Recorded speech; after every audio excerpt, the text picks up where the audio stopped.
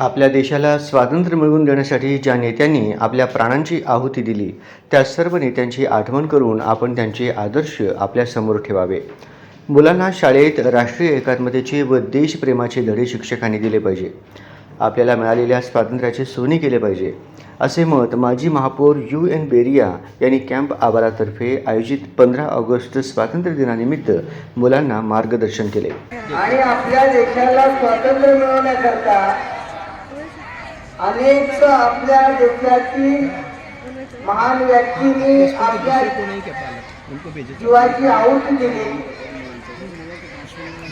त्यांना मरण पत्करावं लागलं, अनेकांना जेल भोगावे लागले, अनेकांना यातना भोगाव्या लागल्या आणि रस्त्यावर उतरून ब्रिटिशांच्या विरोधामध्ये महात्मा गांधी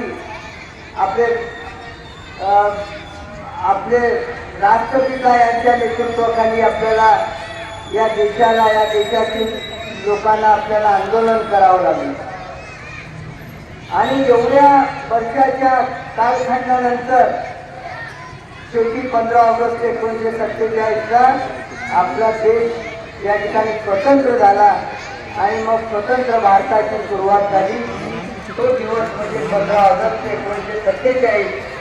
त्यांच्या हस्ते कॅम्प परिसरात झेंडावंदन करण्यात आले. सदर प्रसंगी प्रमुख पाहुणे म्हणून माजी प्रशासन अधिकारी हनुमंत जाधवर व फैयाज शेख उपस्थित होते. कार्यक्रमात मुलांनी सांस्कृतिक कार्यक्रम व देशभक्तीपर भाषणे सादर केली.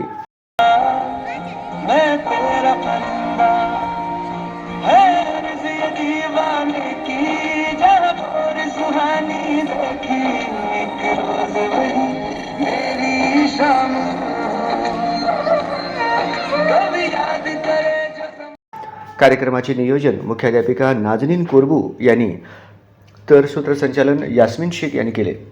कार्यक्रमास कॅम्प परिसरातील सर्व शाळेचे मुख्याध्यापक, शिक्षक, विद्यार्थी व पालक बहुसंख्येने उपस्थित होते. 15 ऑगस्ट स्वातंत्र्य दिनानिमित्त सर्व मुलांना लाडू वाटप करण्यात आले. कार्यक्रमाचे आभार उस्से सलाम पठाण यांनी मानले.